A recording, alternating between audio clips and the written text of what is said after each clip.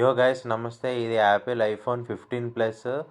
IPhone 15 లైనప్లో దీన్ని mid range అనొచ్చు. And ఇది నా ఫ్రెండ్ది మొబైల్. 1 డే కోసం తీసుకున్న. ఇన్డెప్త్ రివ్యూ చేయలేను కాజ్ లిమిటెడ్ టైమ్. ఇంకా నేను మోర్ దాన్ ఎ డెకేడ్ ఆండ్రాయిడ్ యూజరే కాబట్టి ఇంకా ఐఓఎస్కి అంత ఫెమిలియరైజ్ కాలేదు.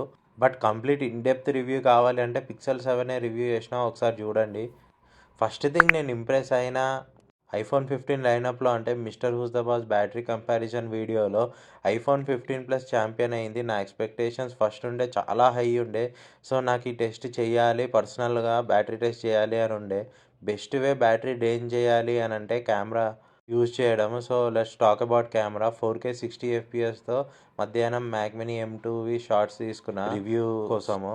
ఇంకా పిక్సెల్ 7 షార్ట్స్ కూడా తీసుకున్న. టోటల్ కెమెరా టెస్ట్కి 71 ఫొటోస్ వీడియోస్తో కలిపి 2 hours చేసిన. బ్యాటరీ 89% ఉండే స్టార్ట్ చేసినప్పుడు. ఇదంతా అయిపోయాక 18% తగ్గింది, అంటే 71%కి వచ్చింది. కెమెరా స్పెక్స్కి వస్తే డ్యువల్ కెమెరా సెటప్తో వచ్చింది. ప్రైమరీ 48 మెగాపిక్సెల్, ఇంకొకటి అల్ట్రా వైడ్ 12 మెగాపిక్సెల్. కానీ iPhone 15 plus 48 megapixel full shots ఏం రావు. ఐ థింక్ నేను ఒక కాడ చదివిన ఒక ఆర్టికల్లో ఏంటంటే యాపిల్ 48 మెగాపిక్సెల్ రా ఫొటోస్ అట్ డిఫరెంట్ ఎక్స్పోజర్ తీసుకుంటుంది. అంటే డిఫరెంట్ ఫ్రేమ్స్ అవన్నీ ఒక దగ్గర కలిపి బెస్ట్ ఇమేజ్ పాసిబుల్ ఇస్తుంది. 24 మెగాపిక్సెల్ ఇమేజ్ అంటే ప్రీవియస్ ఫోన్స్లో మనం చూసినాం కదా, యాపిల్ డీప్ ఫ్యూజన్ టెక్నిక్ అని, అది యూజ్ చేస్తుంది. ఇప్పుడు స్క్రీన్ దగ్గరికి వస్తే బిగ్ యూట్యూబర్స్ పిక్సెల్ 4ని ఫుల్ బ్యాష్ చేసారు. పిక్సెల్ 6 వచ్చినప్పుడు 60 హర్ట్స్ అయితే అట్లీస్ట్ గివ్ అస్ 90 హర్ట్స్ అని. బట్ ఐఫోన్ బేస్ లైనప్ 60 హర్ట్స్కి వస్తే యాపిల్గా 60 hertz equal to any other Android phone. 90 hertz అన్నారు కానీ నాకైతే అంతేం డిఫరెన్స్ కనిపించలే. ఈ ఫోన్కి పెద్ద డ్రాబ్యాక్ అంటే 15 ప్లస్ అండ్ 15కి 60 హర్ట్సే అనిపించింది. కాస్త ప్రీమియం ఫ్లాగ్షిప్ యూజర్స్కి కావాల్సిన అన్ని ఫీచర్స్ ఇచ్చి కానీ స్క్రీన్ ఒక్కటి డిసప్పాయింట్మెంట్ చేసారు. చిప్ విషయానికి వస్తే లాస్ట్ ఇయర్ ఐఫోన్ 14 లైనప్లో టాప్ వేరియంట్ ఐఫోన్ 14 ప్రో మ్యాక్స్కి ఉన్న చిప్ని ఐఫోన్ 15 బేస్ మోడల్స్కి 15 అండ్ 15 ప్లస్లో ఇచ్చారు. డోంట్ వరీ, పర్ఫార్మెన్స్ ఎక్కడ డిసప్పాయింట్ చేయదు. ఎందుకంటే ఇది క్వాల్కామ్ స్నాప్డ్రాగన్ ఇప్పుడు ఉన్న టాప్ ప్రాసెసర్ కన్నా చాలా ఆప్టిమమ్ పర్ఫార్మెన్స్ ఇస్తుంది. నాట్ బికాస్ స్పెక్స్ పేపర్లో స్ట్రాంగ్ ఉన్నాయని కాదు, కానీ యాపిల్ సిలికాన్ కదా, ఆప్టిమైజేషన్ ఓన్లీ రీజను. అందుకే అంత పవర్ అనిపిస్తుంది మనకి.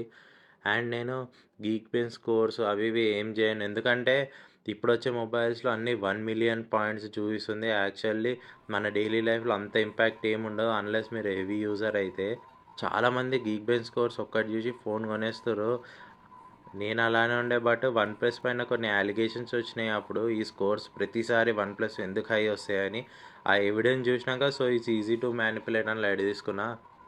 డైనమిక్ ఐలాండ్ ఇప్పుడు బేస్ ఐఫోన్స్కి కూడా డైనమిక్ ఐలాండ్ ఇచ్చిర్రు. నాకైతే పర్సనల్ ఫేవరెట్ యాపిల్ మ్యూజిక్లో ప్లే చేసేటప్పుడు డైనమిక్ ఐలాండ్లో చిన్న యానిమేషన్ వస్తుంది. నాకు మస్తు నచ్చింది ఇది.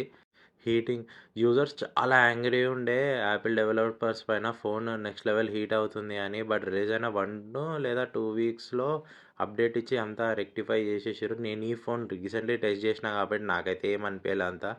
హీటింగ్ ఇష్యూని సాఫ్ట్వేర్ మస్తు మేనేజ్ చేస్తుంది అనిపించింది.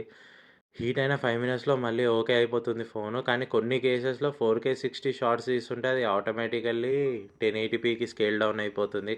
కానీ other than that heating issues solve అయిపోయిందని చెప్పొచ్చు. నెట్వర్క్ బ్యాటరీ కన్జంప్షన్ పెంచాలని వీడియోస్ షూట్ చేసేటప్పుడు నేను 5G ఎనేబుల్ చేసి పెట్టిన. బట్ అంతేం ఎఫెక్ట్ చూపించలే బ్యాటరీ పైన. దీంట్లో Qualcomm Snapdragon X70 5G chip use చేశారు, అంటే మోడమ్. ఇంటర్నెట్ స్పీడ్స్ అయితే అస్సలు డిసప్పాయింట్ చేయలేదు. కొన్ని ఏరియాస్లో వేరే ఫోన్లో 5G సిగ్నల్ లేకపోయినా దీంట్లో 250 Mbps దాకా వచ్చింది.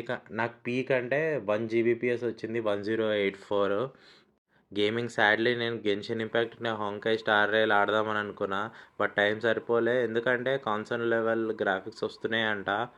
USB port finally type C ఇచ్చిర్రు. యూరోపియన్ యూనియన్ వాళ్ళు మస్తు దమ్ చేస్తే ఇచ్చిర్రు. నాకు ఓన్లీ కన్సర్న్ ఉంది ఏంటంటే USB 2.0 ఇది, అంటే slow data transfer speed up to 480 Mbps అవుతుంది. నేను పర్సనల్లీ టెస్ట్ చేసిన data transfer speeds M2 Mac mini connect చేసి బ్రో అస్సలు డిసప్పాయింట్ చేయలేదు. స్టిల్ బ్లేజింగ్ ఫాస్ట్ అనిపించింది నాకైతే. Transfer speed fast charging enable ఉంది. టిపికల్ స్మార్ట్ ఫోన్ ఎంత ఉంటుంది 1 hour 30 minutes అంతే అనిపించింది. ఇది పిక్సెల్ సామ్సంగ్ లాగా రెడ్మీ రియల్మీతో కంపేర్ చేయలేము, ఎందుకంటే ఈ ఫోన్స్ నీకు 10 మినిట్స్లోనే 0 to 50-60 టచ్ అయిపోతాయి. Battery optimization battery cycle check చేయవచ్చు, అండ్ ఛార్జింగ్ ఆప్షన్స్ చాలా బాగున్నాయి. ఛార్జ్ అట్ 80% అట్లా. ఓవరాల్ బాగుంది. ఫోన్ని బ్యాటరీ కింగ్ అనొచ్చు. 79,000 ఉంది దీని రీటైల్ ప్రైస్. స్క్రీన్ దగ్గర ఒక్క డిసప్పాయింట్మెంట్, కాంప్రమైజ్ అవ్వాలి. అది కాకుండా ఫోన్ స్టిల్ ఏ బీస్ట్ అనొచ్చు.